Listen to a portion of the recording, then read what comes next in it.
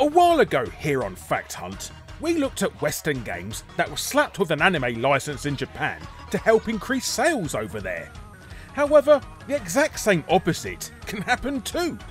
Huge anime IPs can have their licenses stripped from their Western release, usually on account of the publisher not wishing to pay royalties on something no one's ever heard of. The strangest thing being, most of these creations have massive followings in the West today. Ooh, hindsight is gonna be a real doozy in today's video, my friends. So, this episode, we take a look at these absented anime, these missing manga, and these jostled Japanimations, as I say. But, hello you. I'm Guru Larry, and I welcome you to Fact Hunt. 5 unanimated games.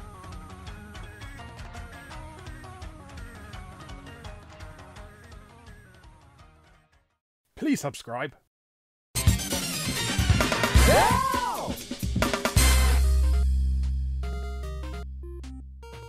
If you were to tell someone now that you didn't think Dragon Ball was a popular anime, they would most likely laugh uncontrollably at you.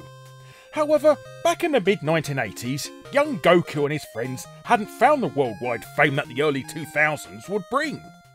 It may have been adult Goku and Dragon Ball Shippuden, Dragon Ball Z that got the West interested in Super Saiyan software, but in Japan, the series was already dipping its toe into the digital domain as far back as 1986, with Bandai's Dragon Ball Shenlong no Nazo for the Nintendo Famicom. This was almost the first Dragon Ball video game ever made. Well, I say almost, because the first actual Dragon Ball video game ever made, Dragon Ball Dragon Daihikyu for the Super Cassette Vision, beats the Famicom game to market by just 2 months. Anyway, Dragon Ball Shenlong no Nazo is your tried and tested girl gets kidnapped story, in this case Bulma, and you must control young Goku through a sort of isometric but not adventure which is interrupted with side-on boss battles. It's a decent enough game for 1986, and Bandai wanted to bring the game to the West.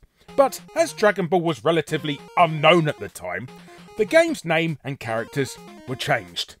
The title was renamed Dragon Power, Dragon Balls became Crystal Balls, the cover saw Goku make way for a stereotypical Kung Fu image, and elements in-game were changed to reflect the story Journey to the West, as that was public domain anyway. This is actually quite fitting, as Journey to the West is actually one of the main inspirations behind the story and characters of Dragon Ball in the first place. Although I highly doubt there were many NES gamers in 1986 that were familiar with 16th century Chinese literature.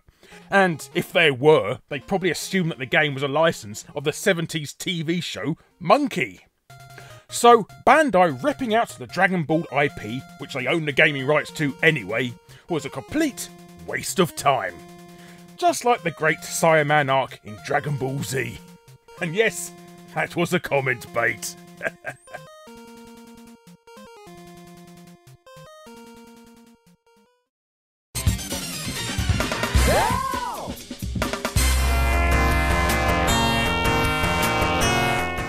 Being a gamer is sometimes quite confusing. Why are these Call of Duty games all the same? What sort of lunatic pre-orders a digital game? And how does Billy Mitchell expect to get away with these scores? As confusing as these things may seem, spare a thought for the American die-hard Sega fans of 1989. All 3 people that owned an 8-bit Master System were playing the run and fireball game Spellcaster in September. And then, a mere 2 months later, what appeared to be its sequel was released for the 16-bit Genesis under the name of Mystic Defender. Even though the 2 games have different titles, and the main characters having completely different names in each, when put side by side, it's pretty obvious that these are part of the same franchise. They both feature similar looking protagonists who shoot fireballs from their hands. Both games have heavily Japanese iconography, and the gameplay in both titles is pretty much the same affair. although the Master System game does like to break up the fun shooting action with completely inconsequential point and click sections. So where's the anime, I hear you wail? Well, in the land of the microwavable Kit Kat, these games are actually called Kujaku-O and Kujaku-O 2. Kujaku-O on the Sega Mark III only really differs from Spellcaster in a few ways. Different title screen, different character sprite, and all the text is in Japanese, obviously. However, Kujaku-O 2 on the Japanese Mega Drive has a few more differences. Instead of a boring text scroll as an intro, it shows more detail about the characters. The main protagonist resembles his anime counterparts rather than a dollar store blue Iron Man that we got in the West. But also many of the enemies have a far more human look to them. Instead of the monster looking dudes we got in the West, the Japanese version shows the same bad guys as more humanoid. And instead of having to put up with watching green coloured babies explode, Japan received pink coloured detonated infants, just as nature intended. If you haven't guessed by now, Kujaku-O, or Peacock King as it's also known, was a popular manga and anime during this period in Japan. It even received a live-action movie. The West eventually saw this anime hit its shores in the mid-90s, this time with the added subtitle of Spirit Warrior alongside the Peacock King name. Speaking of which, I knew a Spirit Warrior once, but the less said about my friend's adventures with vodka, the better. I'll get me coat.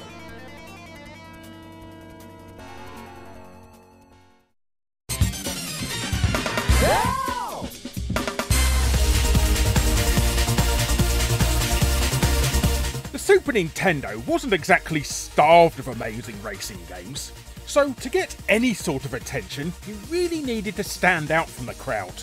And this is exactly what Takara's Cyberspin didn't do.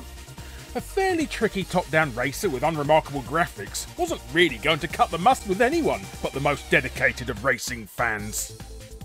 It must have sold like suntan lotion in Scotland, as after Cyberspin's release, Takara pretty much focused its Super Nintendo output on porting Neo Geo fighting games. So what would have possessed Takara to release such a game in the first place? Well, maybe because in their homeland of Japan, Cyberspin actually had some interest. But the version that had already been released out there on the Super Famicom wasn't Cyberspin. It was called Shinseki GPX Cyber Formula and was based on an anime of the same name. So the Japanese were not getting a boring, mediocre top-down racing game. Oh no. They were getting a boring, mediocre top-down racing game based on a popular TV show. To be fair, turning an anime about racing into an actual racing game is pretty much a no-brainer. It's just a shame that the same process of not thinking at all also went into the game's design. When you've got a high-speed car game with controls that are twitchier than a Tourette's convention, giving the player such poor visibility to the road ahead just results in something more frustrating than fighting Gil in Street Fighter 3. Although both region versions are the same gameplay-wise, the Japanese version has large chunks of story cutscenes, which were stripped out of the Western version.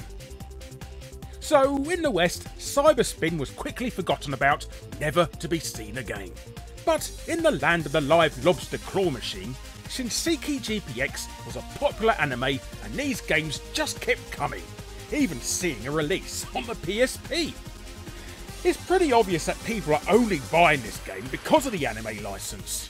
And once that was taken out, all you were left with was a Poundland Micro Machines.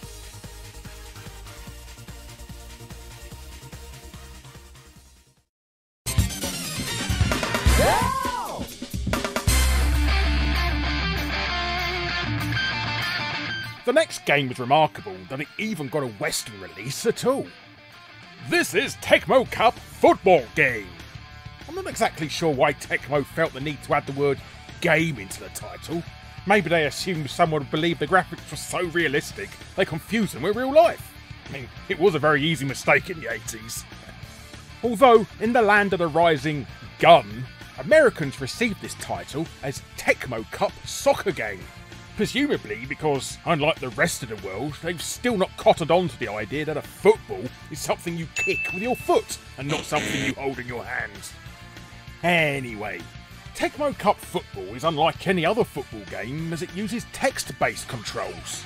That's maybe more unusual than the amount of digits on a Todd Rogers high score, but it's surprisingly enjoyable and a very easy way to pick up and play, even for those who are not normally that good at football games. What's also different about this title is that it's actually quite cinematic. Well, as cinematic as a game can be in an 8-bit system. Upon booting this game up, you're told that the main character is Robin Field and given his unbelievably deep and well-written backstory. Yes, that's it on screen now. Once into the game, you can ask for the coach's advice, which is about as useful as an ashtray on a motorbike. Then, once the match starts, shooting, dribbling, passing and the rest is all controlled by selecting which option you want when you either stop directing the ball on the map or some event happens in a big animation box. As enjoyable as this game is, it does seem quite odd that Tecmo would fly in the face of traditional football games and make a cinematic text-based title instead. But it's actually quite understandable when you find out that Tecmo Cup Football is actually a reskinned version of the Japanese Famicom game Captain Tsubasa, a sports-based anime series that sees football players undertake superhuman levels of ability every week. Think of it as a weeb Roy of the Rovers. So actually, this style of game fits in perfectly with what fans expected from the characters. Robin Field was actually Captain Tsubasa. His dad really had a moustache. All the players now have a distinct anime look about them, although the coach still gives out absolutely useless advice. There were 3 more Captain Tsubasa games released in this style, however none of these were released in the West, and the planned Mega Drive conversion was cancelled at the last moment. It's a shame, really, because can you imagine a world in which this type of football game had the mainstream success FIFA did, and EA's cash cow was relegated like Birmingham City FC instead? A man can only dream.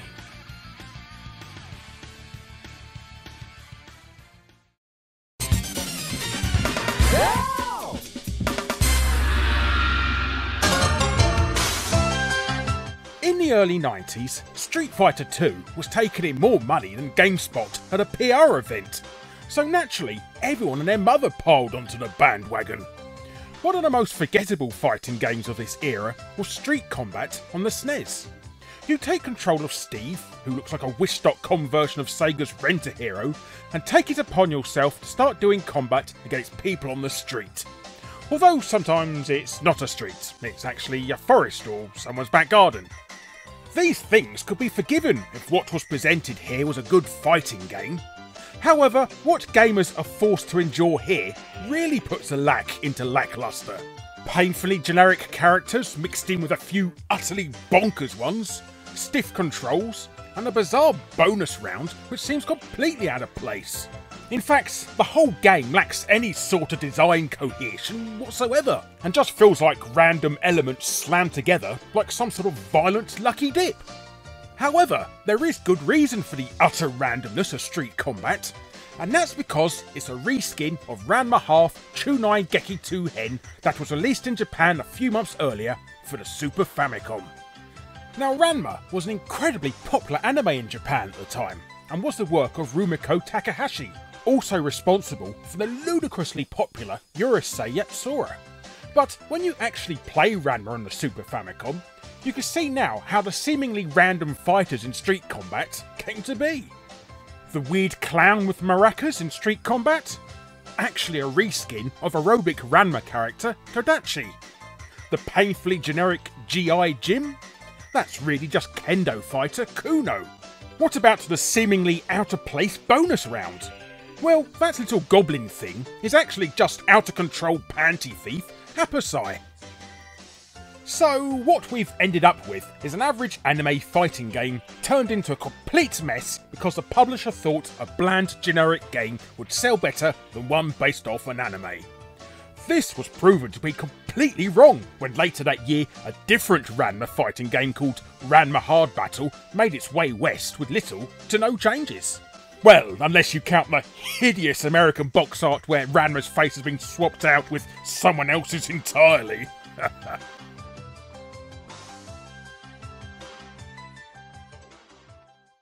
Hello you. Thanks ever so much for watching. Be sure to subscribe to be first to see future Fact Hunt episodes. Click on the bell if you already are to make sure you're notified, and be sure to check out my other episodes. And if you want to be super awesome, check out my Patreon.